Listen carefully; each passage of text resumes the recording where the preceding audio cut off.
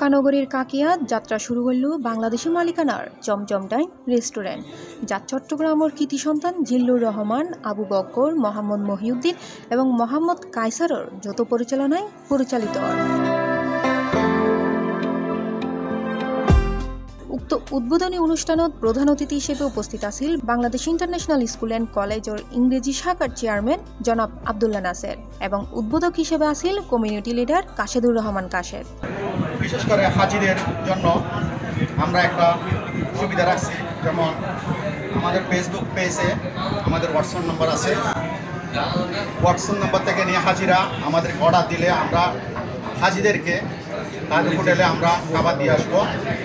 এই উন্নত মানের খাবারের এই মিলন মেলায় আমার মনে হয় আগামী বিশেষ করে যে প্রত্যাশা নিয়ে যে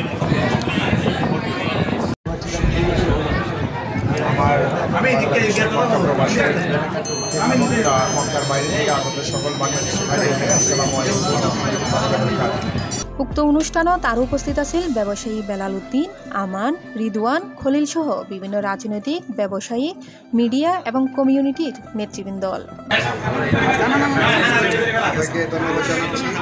আশা করি বাংলাদেশিরা এখানে আসবেন এবং সব দেশের লোকেরা এখানে আসবেন এবং আশা করি আমি খানার মান চমৎকার আয়োজনে জমজম হোটেলের উদ্বোধনী অনুষ্ঠানে আমাদের বাংলাদেশ আওয়ামী ফাউন্ডেশনের পক্ষ থেকে আমি সবাইকে জানাই অভিনন্দন।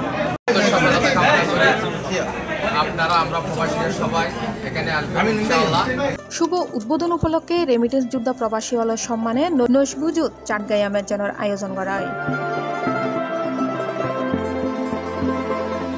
জমজম ডাইন রেস্টুরেন্টত সুস্বাদু হানার পাশাপাশি বিভিন্ন দেশের হাজিয়ললে থাইবু সর্বোচ্চ মানের সেবা। C+ TV, Chittagong.